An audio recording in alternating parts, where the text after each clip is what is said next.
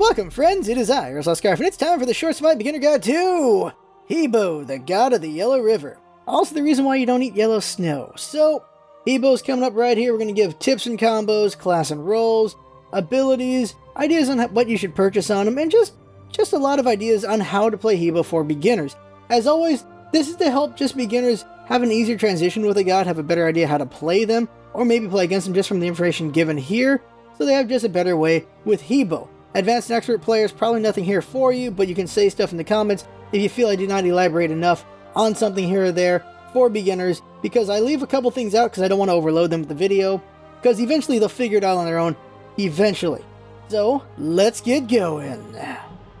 He-Bo's abilities. First up is his passive Steady Flow. What happens here is every time you use an ability, it increases his magical power by 5%, up to 15%, so you just cast a bunch of abilities, and then you're just hitting really, really hard from that point on, as long as you can keep it going. His first ability is Water Cannon. It is a small cone attack with a short cooldown, so you're going to be spamming this a lot when you want to just kill people. Second ability, Atlas of the Yellow River. This is a line buff, so it leaves like a carpet on the ground. It lasts for 7 seconds. It's a speed buff for you and your allies when you're on it, and a slow debuff for enemies when they're on it. It also gives allies slow immunity, which is really, really useful. Third ability, Water Spout. This is a pretty good ranged AoE attack, but it's a very small one, and it knocks up enemies. And last one is Crushing Wave for your ultimate. And this is a line attack that launches He-Bo forward and damages all enemies in his path. He's also CC immune while he's doing it, and it does a lot of damage. Class and roles. So, He-Bo's a mage, which means he's a glass cannon, and he can do a lot of damage, but he also can't take that much damage. But if you combo all his stuff together because of his passive, he can kill people pretty dang fast. Your Water Spout also helps you out because you can poke people with it, and using your Atlas will keep you and your teammates alive because you can be speedy in bad spots. Now for beginners, it's the mid lane for He-Bo. This is generally because He-Bo will face mages in the mid lane, and if you play He-Bo smart, you can bully out most mages, or even kill them pretty quickly because he hits so hard and just pokes really well with his 3. You just be conservative with your 1 and 3 and you play it smart, you can kill lane and enemy gods pretty well. And his 3-1 combo is very good at clearing mid camps as well in about 4 seconds, so you can take them out alone if he needs to control the mid camp, so it's not bad there. And when it comes to team fights, you can use your Atlas to help your teammates out, you can use your combos to kill 1v1, or you can do a big combo to horribly damage or kill groups with him. Now when it comes to advanced, solo lane is a lot like mid lane, except you have a greater chance of fighting tankier gods like guardians or warriors, so it's not as easy, but blue buff does allow you to be safer, but you won't be as lethal because you're fighting tankier gods. But if you do face a mage in solo lane, it's almost like mid lane. Now, jungle is a thing that can be done with He-Bo, but this is extremely advanced. He-Bo clears very fast, but you have to be extremely consistent when it comes to accuracy for ganking. He-Bo can clear jungle camps very quickly, but when it comes to killing other gods, he has to be very smart in how he plays.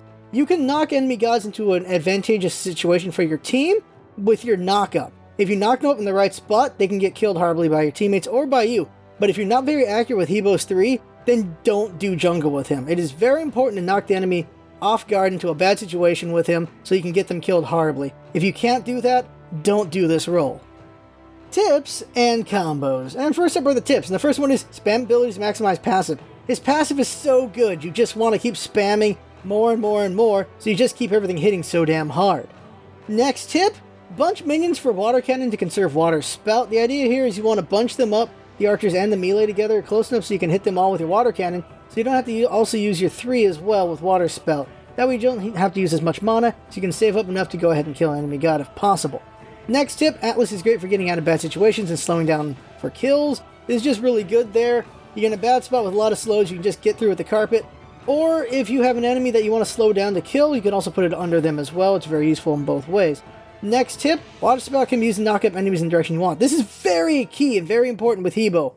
Wherever you hit an enemy god with your Water Spout, it knocks them in a specific direction, if you understand how it works. If you hit them directly under, it shoots them up exactly right there. If you hit them with the edge of it in a specific angle, it will knock them in an angle that you could want. Hit them from the back at the right angle and they will get popped forward. Hit them from the front in the right angle, it'll pop them back, and just other sides as well. It's really good to use the Water Spout correctly. You can put them in a bad situation, you can get your enemies killed if you know what you're doing. And lastly for tips, try Crushing Wave groups if possible. It can also be used to get out of bad situations. Because you're CC immune during it, you can get out of some really bad CC situations with the ult, or you can get an entire group with it. Hi-Rez does a ton of damage with his ultimate. Even if you don't kill with it, if you have teammates around, they will get the kill because you're going to hurt your enemy so bad with that ultimate. Now, when it comes to combos, there are 3 combos: 3-1, 1-3-1, and 2-3-1-4.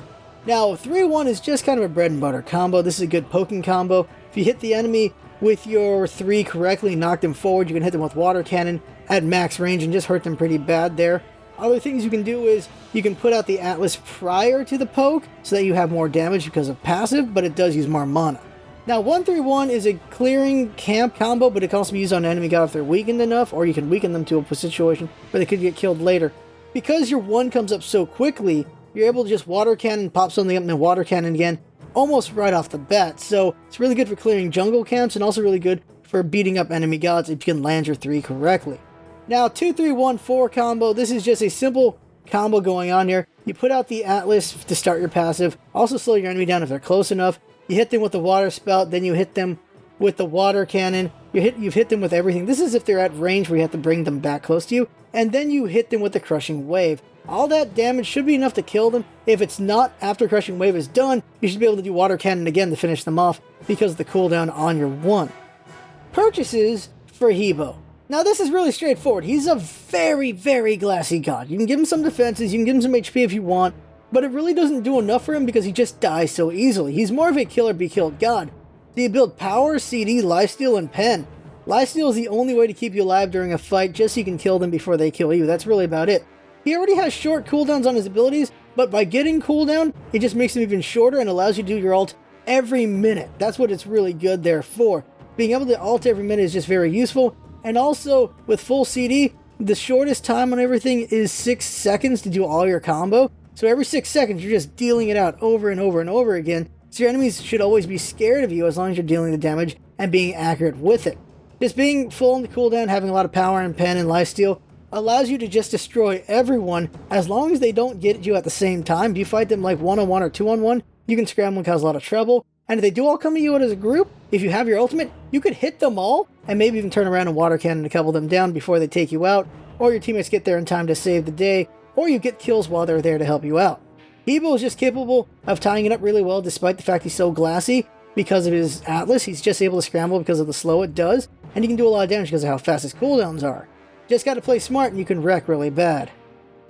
In conclusion, Hi-Rez is the river. He can crush his enemies with quick rushes of water, but he's so fragile they can go right through him as well.